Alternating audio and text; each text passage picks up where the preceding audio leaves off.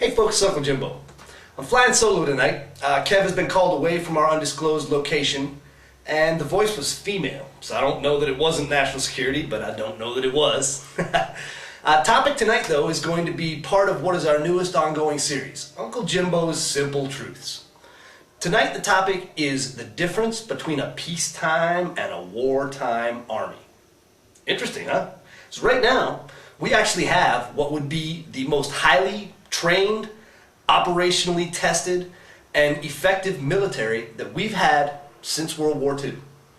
At the end of World War II, before demobilization, we had large numbers of highly trained, experienced, qualified folks able to conduct the grueling, incredibly difficult business of combat. Well, if you want to talk about things that have actually gone right during conduct of the war in Iraq, we've managed to create what is now an incredibly capable fighting force that's now adapting itself to a new mission, counterinsurgency. Now, this entire blooding, and I hate to use that term, I don't mean to disrespect those who've been lost or hurt, but that is the proper way to speak about it, of our forces as a whole has made them a different type of military. In the peacetime, the mentality that governs military operations is almost completely different from during wartime. In peacetime, there is a zero defect mentality. Anyone who makes a mistake can effectively see their career ended. If you get a black mark on your record, you will not be promoted ahead of your peers, and you will eventually leave the force because there's only a certain number of slots for officers and even for enlisted. So the situation was very risk averse. And that's funny to say when you're talking about the military, but it's the truth.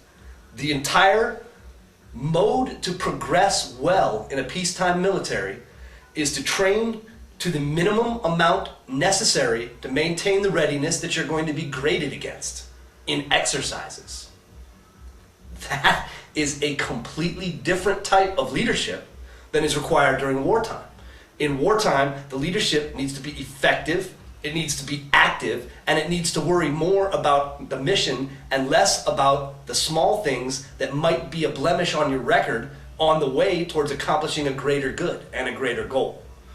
The situation now is that we have been forced to determine which of the officers that we created, from company level all through the levels of command up through the generals, which of those are good wartime officers. We know which ones were good peacetime officers. They were promoted. Some of those are good wartime officers, and we're finding that out.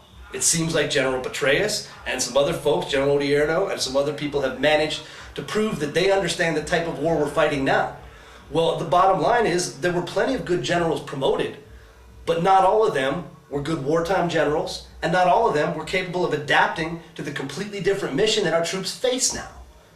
So we get to the situation we're in, where the media will trot out generals who oppose the war and who oppose the policies, such as Generals Batiste and Eaton, and others like them. There's been a long parade of them.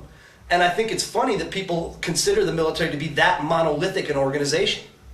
If you look at the officer corps of the U.S. military, it progresses probably all the way from anarchists, I'm sure there's a few, all the way through every stripe of the left, and all the way to probably some edging on neo-Nazi and deranged folks on the right, and every flavor in between. So the idea that you can trot out a general who disagrees with the president's willing to say so says very little about the opinions of the military as a whole, and more about the press cherry-picking what they can use to beat the administration down. So let's get a couple things clear. All right, in peacetime, a certain type of officer is promoted, and a certain type of career path is placed as the goal for all to follow. That changes. All right, once people go into harm's way, once bullets are flying both directions, then a different type of leadership needs to be rewarded. A different type of leader needs to be both created, found, and rewarded, and promoted. That's why rank is handed out rather quickly during wartime. When you figure out who knows how to make things happen without getting our folks killed, guess what? You give them more responsibility, more command, and you help them help us win. So let's not worry when the press trots out another general who seems to think that the president's an idiot, that Rumsfeld was a clown, and that he's the only one who has the master plan, and if we just listened to him, everything would have been fine. Not likely, buddy, okay? We've got the best in the world on the ground in Baghdad right now. Why don't we stand behind them, support them, and see if we can't just squeak out a victory?